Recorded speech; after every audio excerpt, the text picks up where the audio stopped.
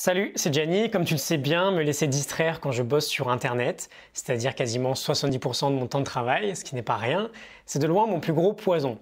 Et si toi aussi, ça t'arrive d'être extrêmement facilement distrait par une vidéo sur YouTube, un post sur Facebook ou je ne sais quelle autre source, et que tu aimerais réduire ta procrastination sur Internet, je te propose dans cette vidéo 3 plugins gratuits que tu peux installer et utiliser dès maintenant.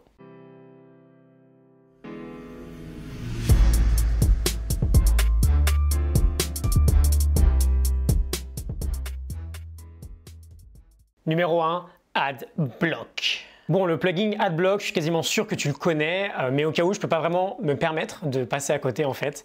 Ce que va faire AdBlock, c'est essentiel, il va supprimer toute la publicité que tu pourras trouver en ligne. Tu sais, les petites boxes qui s'ouvrent de temps en temps, les colonnes, les lignes de pub sur certains sites internet. Et du coup, c'est autant de distractions en moins.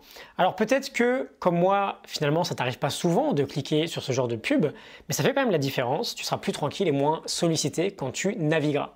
Pour télécharger, tu vas sur adblockplus.org. Je vais te mettre de toute façon tous les liens dans la description.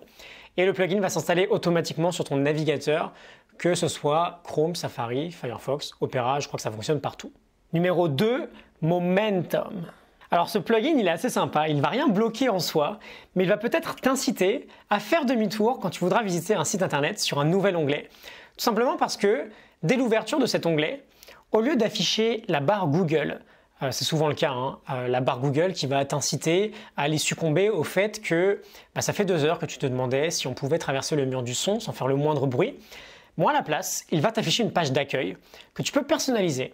Et tu peux notamment y mettre des petites citations. Je vais te montrer ce que ça donne. C'est à peu près quelque chose comme ça.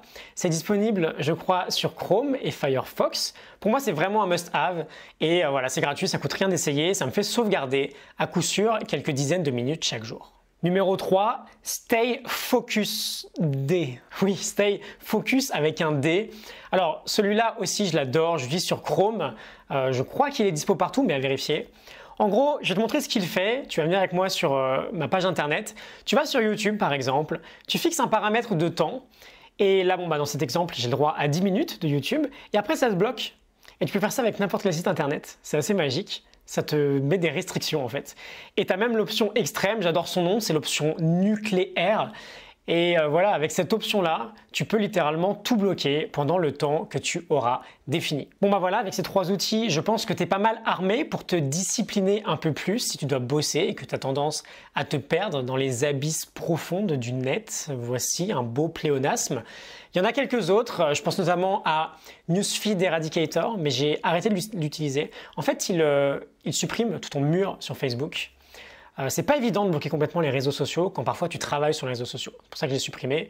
Quoi qu'il arrive, dès que j'en découvre de nouveaux, j'hésiterai pas à t'en parler. Mets-moi un beau pouce bleu si ça t'a plu. N'hésite pas à me mettre en commentaire les outils que tu utilises au quotidien. Ça pourra peut-être aider tout le monde. Je te mets tous les liens en description.